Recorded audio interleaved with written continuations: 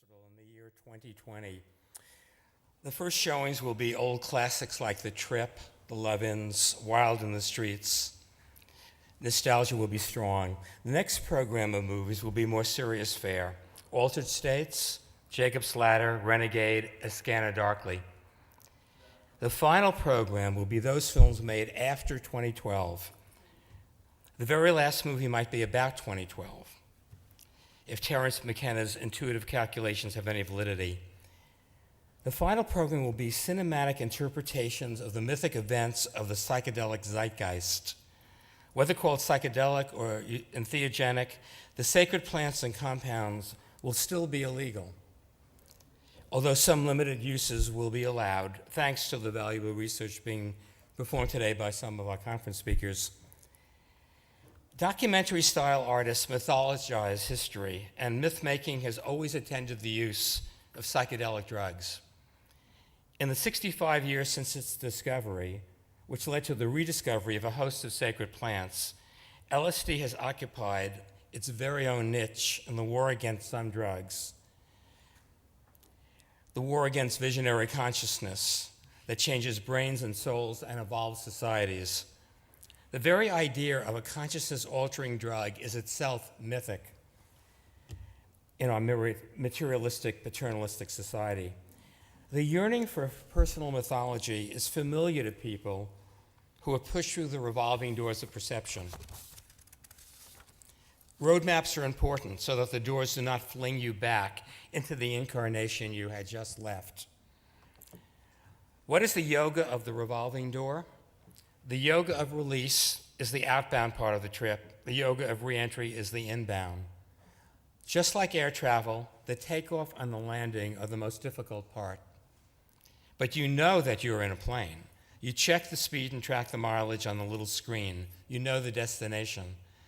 You know when the drinks are served and when the seat belts have to be tightened. Whereas the revolving doors of perception can spin you like an electron around a nucleus. And when the nuclear ego dissolves and the space-time continuum is your map, you are riding in shaman class, and the trip is mythic. This kind of voyage is not for the faint-hearted and far more difficult for the strong-willed. It's the magic theater, the naked lunch, the storming of heaven, or the stomping of hell. Sometimes all of that on a single ticket to ride. Whoever first called it a trip really nailed it. The metaphor of the trip was exceedingly well chosen. It still holds up after 50 years. A key ingredient in any myth of the psychedelic zeitgeist. But even before the trip, there are the doors, the entry point for taking off, the exit doors when you touch down, hopefully not an emergency landing. At the peak of the high, it is spinning so fast you feel it not spinning at all. You're in a state of timelessness. You're on automatic pilot, cruising through time and space. The peak is when you are as far from home, the ego, where time and space no longer exist. Everything emanates and returns to one point, and your personal universe after annihilation begins again. Time for re-entry. A person's first trip, best trip, and worst trip are among the likeliest to attain mythic status in the subject's personal history. Those three attributes can easily be a single trip. A high-dose trip can feel like one's first trip, even if it's the 10th or 50th, and can easily incorporate both the best and worst moments. There are certain historical events that stand out and have become, or on their way to becoming, the enduring myths of the 20th century of psychedelic tripping, and these will be the subject of feature films at our 2020 Film Festival. Everyone will have their own list of the top 10 psychedelic films that have yet to be made. Here is mine. Myth 1, The Bicycle and the Bomb. The first and still most enduring myth is the man on the bicycle. Albert pedaling through the streets of this city on April 19, 1943, on the very first LSD trip, or we wouldn't be here today. The low-tech bicycle of the urban shaman and the high-tech bombs and rockets. The chemist, himself freaking out and expecting to die, rides within the eye of a hurricane amidst the suffering and death all around.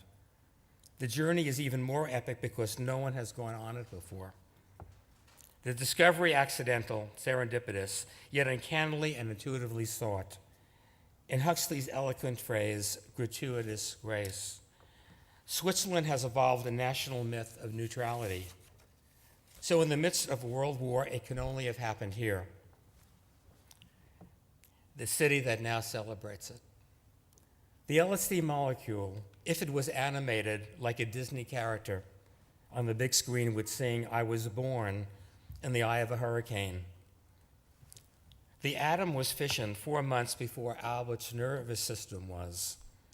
The mechanism of activity in either case, though unbelievably tiny, released untold energy. LSD is the bomb, too. Ambiguously, it is also the antidote to the bomb. Myth 2 is a weapon for mind control.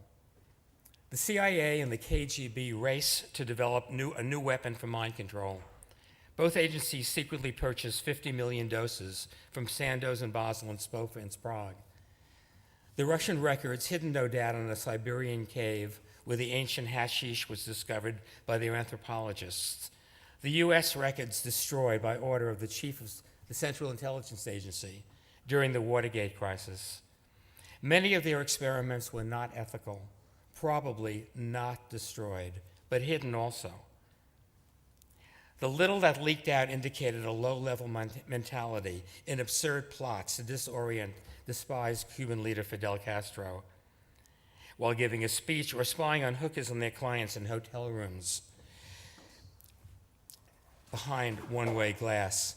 At the same time, these agencies are controlling the symposiums and monitoring Leary and Alpert at Harvard, who are doing the very opposite, helping people change their behavior for the better through the revelation of self-knowledge. So who are the ones who become pariahs? The interplay is dripping with irony, well covered in Answered Dreams. But did the CIA really create the 60s counterculture? If they did, it would have been the only thing they ever got right, for the wrong reasons. It was an unreliable weapon to them, so they stashed it. They never expected there would be underground chemists and legions of hippies.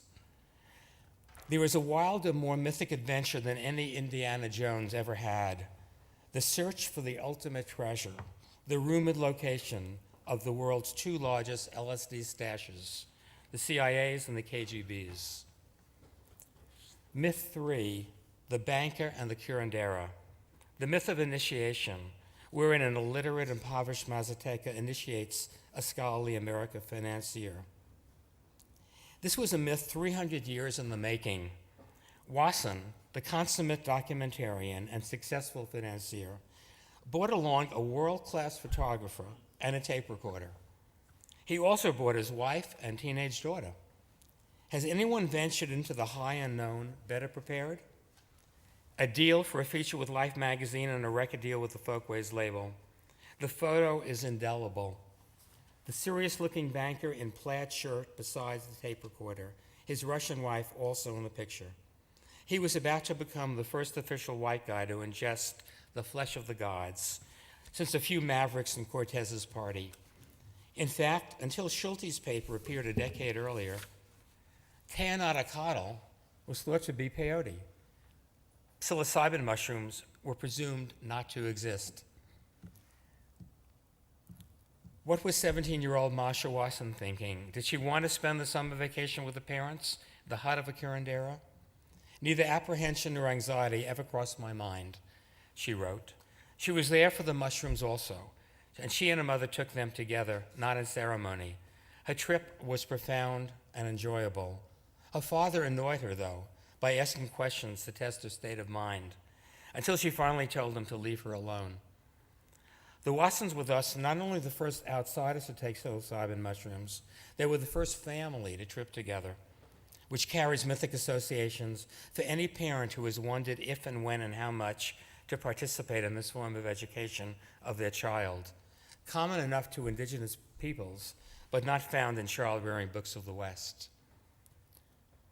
Maria Sabina, who had been eating psilocybin mushrooms since the age of 6, was destined to become the best-known prototype curandera of the 20th century, as big a celebrity in certain circles as the rock stars who followed the Watsons to Oaxaca in the following decade.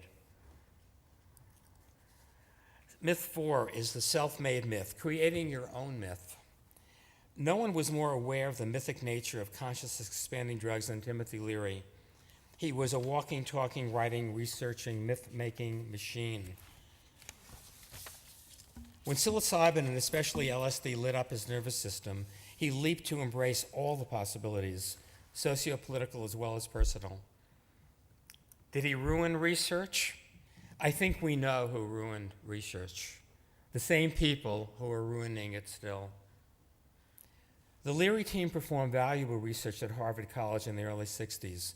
They came up with the concept of set and setting, behavior change, prisoner rehabilitation, enhanced creativity, spiritual revelation based upon Tibetan and Taoist models, all under FBI scrutiny and the pressures of an alarmed university wanting to avoid scandal at all costs.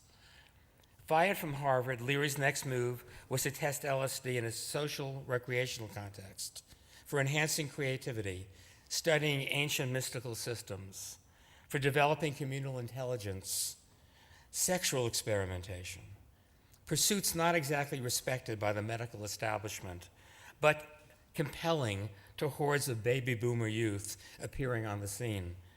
He lectured and mastered multimedia and the soundbite. After playing the role of the disgraced professor, the myth of the Pied Piper clung to him. He founded a religion called the League for Spiritual Discovery, ran for governor of California, was sentenced to 30 years in prison for a few joints of cannabis. Taking on one new mythic persona after another, the roles of martyr, jail dissenter, escapee, and revolutionary in exile, adopting the rhetoric and swagger of the Weather Underground and the Black Panther Party, who were responsible for freeing him and gaining him asylum here in Switzerland. Later, his reputation suffered when he cooperated with the authorities in an investigation of his prison escape. LSD had so many detractors with so much power that Leary felt it needed a cheerleader, and seeing the way things were going in the direction of government control and inevitable repression, the story of all new consciousness-altering, pleasure-providing plants and drugs, he felt acid could use a cheerleader who believed it was probably the greatest recreational pursuit ever devised by humans. The government would have allowed limited use, no doubt, as long as no one under the age of 30 took LSD. Too many institutions were threatened. To President Nixon, Leary was the most dangerous man alive. To Terence McKenna, he made more people happy than anyone who ever lived. He had a half dozen songs written about him, and now there are 2 full-length biographies, 3 feature films in development. It appears that Dr. Leary will get the full biopic treatment from the Hollywood Myth Factory. Myth 6 is the acid seductress and the American president. A myth within a myth wrapped in an enigma. When Leary first introduced this story and then gave it a chapter in his autobiography, people didn't know how to take it. Tim was usually a truth teller, but he had a prankster inside him, for example, running for governor against Ronald Reagan. This is a story everyone who feels connected to LSD wants to believe, because it overrides all the Kennedy assassination stories. It is the consummate myth of Camelot, and gives the president, whose murder traumatized the nation, among others, a greater dignity and heroism. Mary Pinchot Meyer, divorced from a high-level CIA operative, was well-connected in Washington, D.C. circles. She and Kennedy became lovers. She introduced him to marijuana. He offered to get her cocaine. According to Leary, writing in his autobiography, Flashbacks, she initiated a couple of private meetings with him in order to probe him for information on running a session. Having discovered the powers of LSD herself, she was hosting acid sessions for a small group of her Washington, D.C. friends, all of whom were wives or girlfriends of the powerful men there. The plan was to turn on their men with a combination of pure LSD, romance, and the philosophy of world peace. That was their goal. Tim was only told she was dating an extremely important and powerful individual, and she wanted to turn him on. Leary kept this intrigue under wraps for 20 years. If she indeed turned on John F. Kennedy to Lucy in the Sky, there's no corroborating truth. For Mary Pinchot Meyer was assassinated just 5 months after the president. The gunman was never found. Mary's diary was seized by the head of the CIA hours after her body was found, either to protect the president or to cover up an inside job. Kennedy would surely have gotten a second term, and the Vietnam War might have been stopped much sooner. It wasn't like Leary to be ambiguous and evasive. He probably had to use his imagination to put the pieces together. But the story has crept into the mainstream media and will probably take hold and thus become even more of a myth. Mary Pinchot Meyer embodied the greatest slogan of the decade: make love, not war. A psychedelic adieu is my next myth. As everyone knows, just a few hours after Kennedy was shot, Aldous Huxley lay dying in his home in LA while on LSD, having asked his wife to administer it and read to him of the journey of the soul released from the body, a manuscript of the psychedelic experience, the book, before it was published, personally delivered by Timothy Leary. Huxley's action, the last he would ever take, was written in a very shaky hand on a slip of paper. Courageous because he was the first to test LSD under these conditions, the man whose 2 books inaugurated the psychedelic age was enacting an event of the utmost significance, challenging the terror of death with the psychedelic fearlessness of LSD. The manner of his death, his final hours, will probably be remembered for a long time, and may indeed become a model for humane dying with full consciousness. He twice asked Laura, and she twice gave him an injection of 100 micrograms, which enabled him to transcend the pain and anxiety, dying perfectly relaxed while Laura read to him from the psychedelic version of the Tibetan Book of the Dead. The Huxleys were a mythic couple in other ways. They each acted as guides for the other's trip. The next myth is the gathering of the tribes. Trippers bonded, first with their trip partners, then with the local acid heads in town. We're now talking the middle and late 60s. Tribes formed and were empowering. Some tribes created magic out of their lysergic inspirations. The merry pranksters, producers of the ultimate freeform, freak-freely events called acid tests, akin to the Eleusinian mystery rites, 2 millennia earlier, where the Grateful Dead played music that, when listened to stoned, generated an ecstatic experience for the tribe of fans who were like a new species. The psychedelic celebrations put on for the League of Spiritual Discovery put an acid take on the great religious myths. The Beatles' Sgt. Pepper and Yellow Submarine, the Yippies' mystical incantations at the Pentagon building, and LSD in the water supply hoax, the myth that didn't die.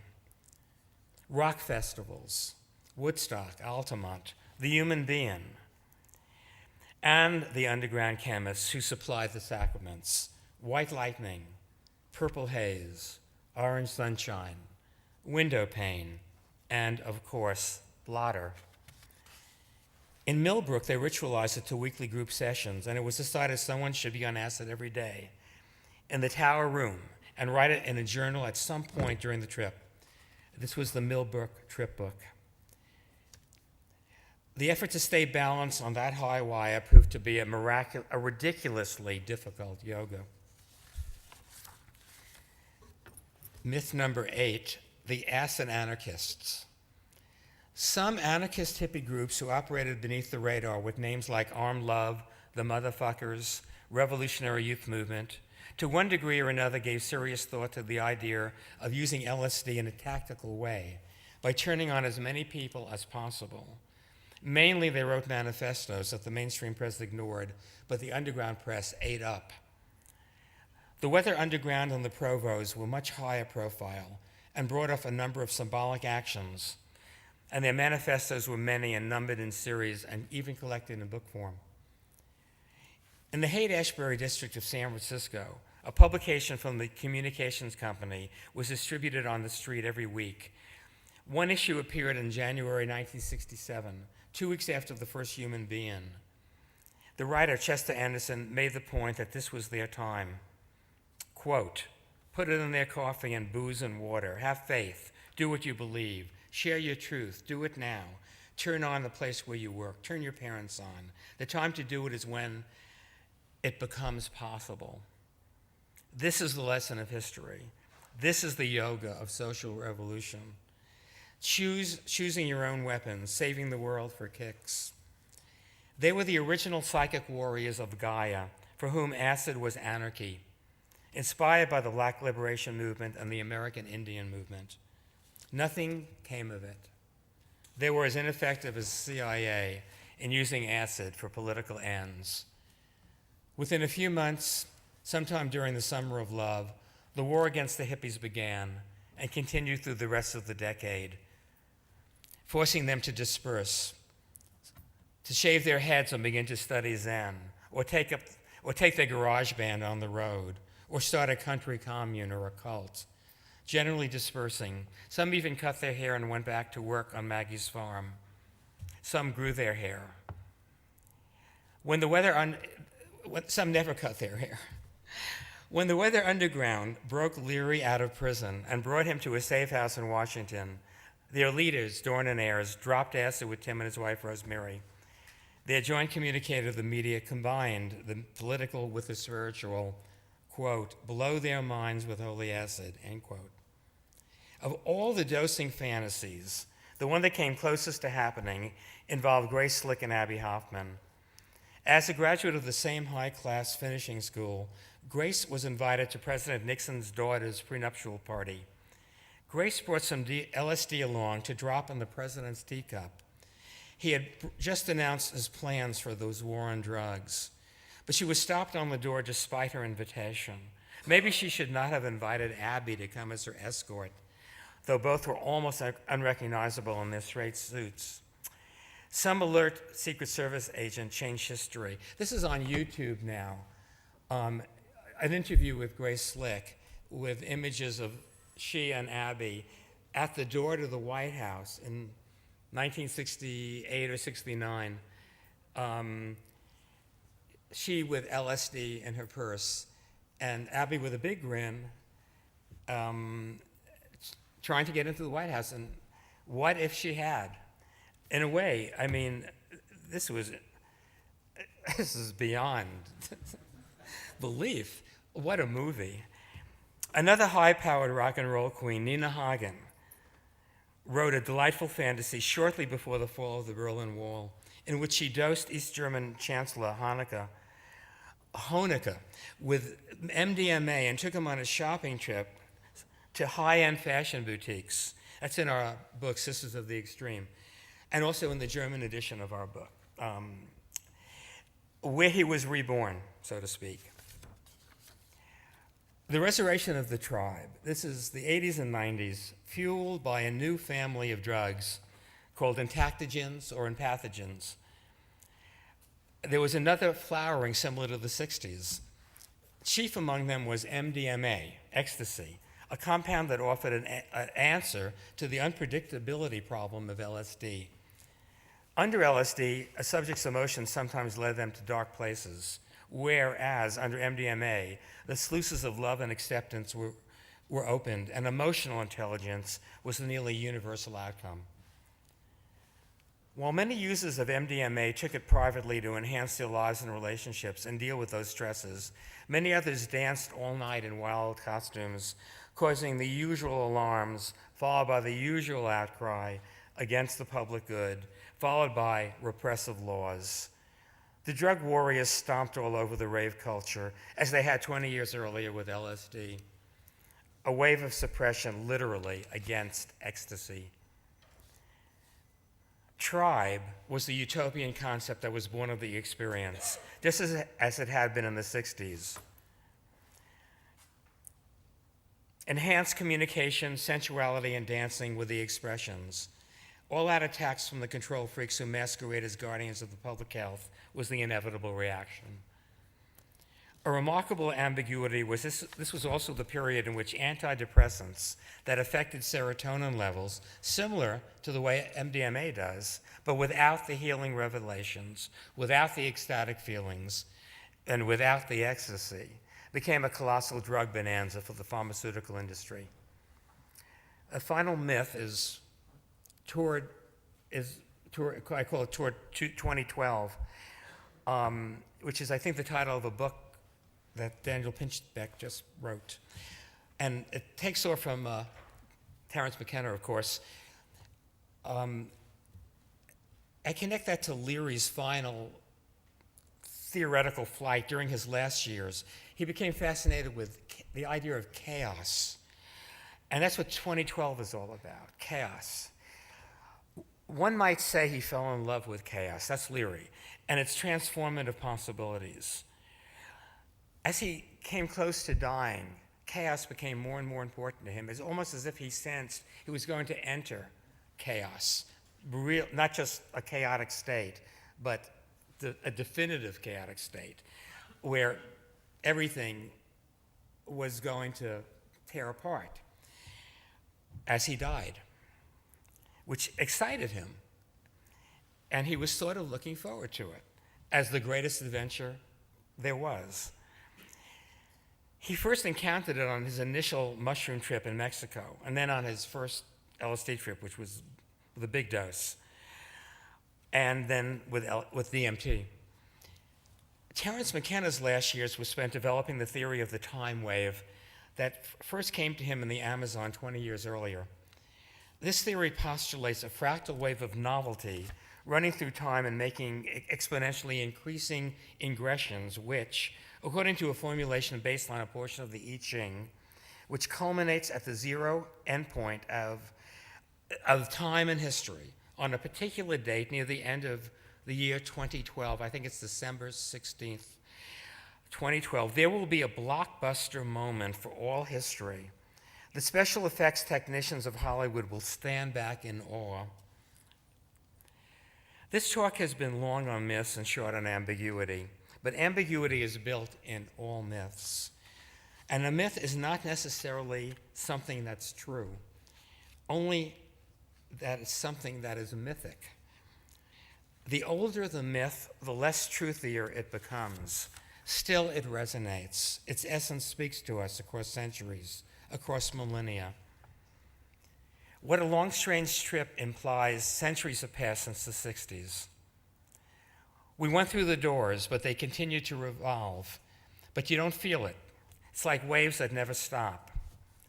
The classic Seven Sisters of Sleep that my partner Cynthia Palmer cited in her She Shamans talk just before mine can now be extended to include, I'm adding 5 goddesses: Lysergia, Phenethylamina, Ketamina, Telepathina, that's the earlier name for ayahuasca, telepathine.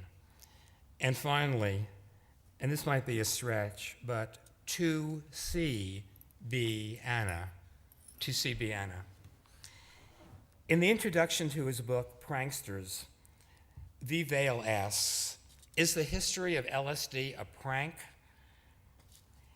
I ask, is Mademoiselle Lysergia a fabulous trickster, and are we just another duped cult? Or is this androgynous, sexy beyond sex, enlightened of light years, us in the future? I will end with the lyrics to a song from a group we all know, called Frankie Goes to Hollywood. Shooting stars never stop, even when they reach the top. There goes a supernova, LSD. What a pushover are we? We're a long way from home, going home, going home. Welcome to the Pleasure Dome in Basel, the new Xanadu. This lecture is dedicated to the memory of Peter Stafford. Thanks.